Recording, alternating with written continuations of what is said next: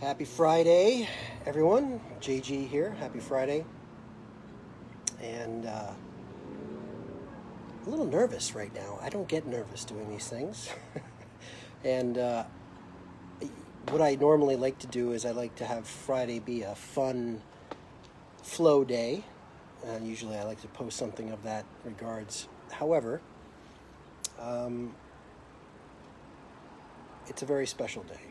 And the reason why I'm coming out here on this Facebook Live is many of my Canadian community and business associates, they may not know that I'm American.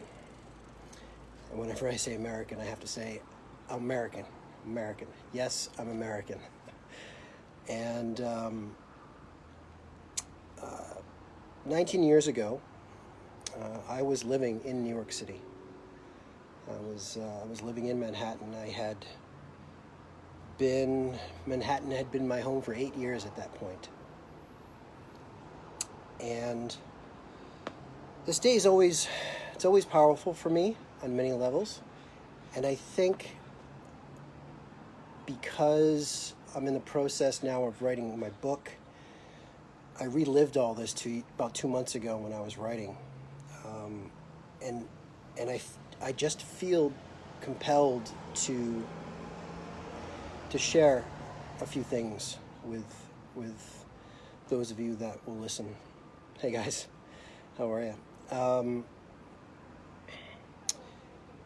It was the day the world lost its innocence, and it was the very first day that I saw firsthand the immense power of love.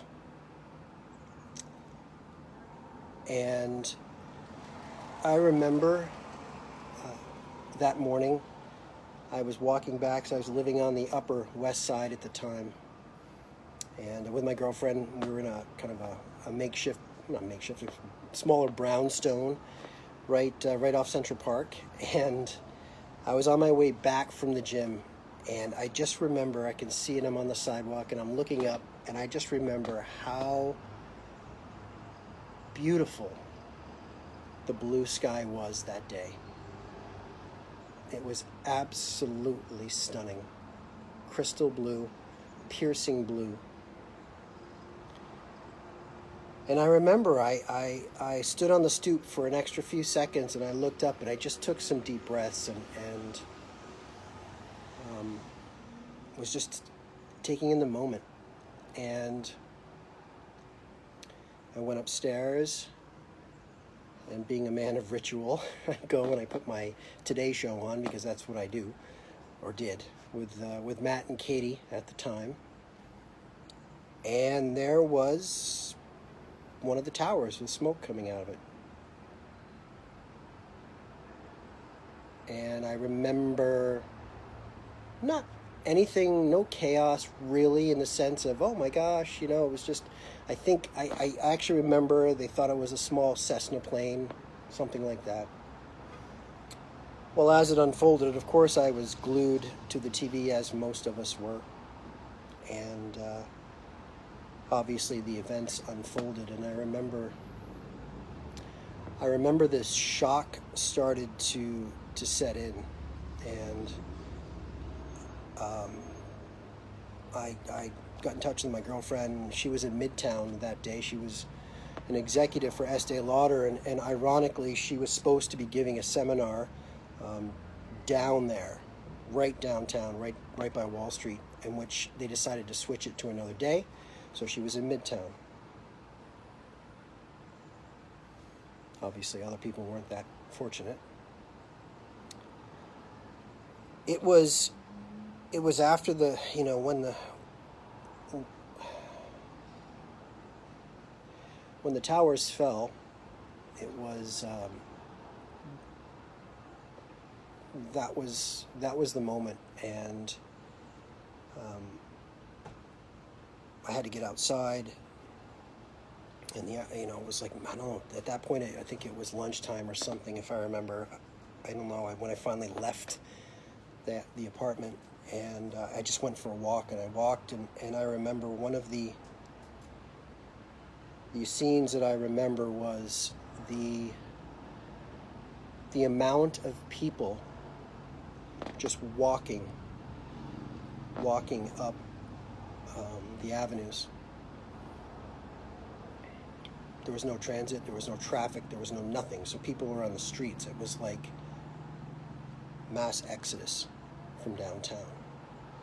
And when you're up in Midtown area, you know, it's kind of a downward slope going downtown. So you on some of the avenues, you have a really great perspective of, it's like a racetrack, right? And it's just like a one-lane shot, and you saw these people just walking up, and the only thing I can relate it to is it was literally a bunch of zombies walking up the street. That's what it looked like. Everyone was numb, in shock, desensitized, devoid of life.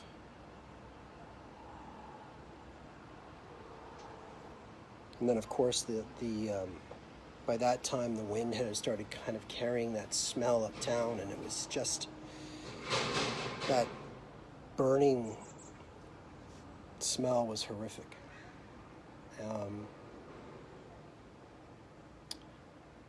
And of course, all those heroes down at Ground Zero doing their thing, and innocent bystanders pitching in. It was amazing. I wasn't down there. I was uptown, and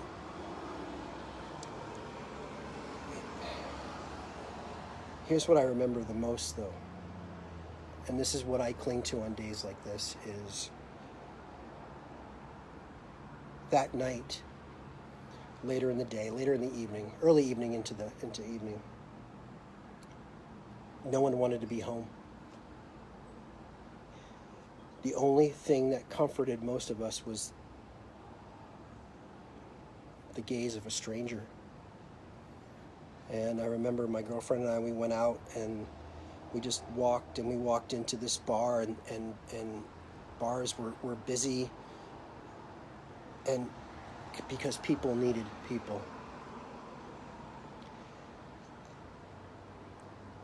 And at that moment was the moment that I knew that I felt this immense power of love in people. There was nothing, no barriers, no colors, no agendas, no nothing. Just the pure, honest comfort in the gaze and the hug and the touch of a stranger.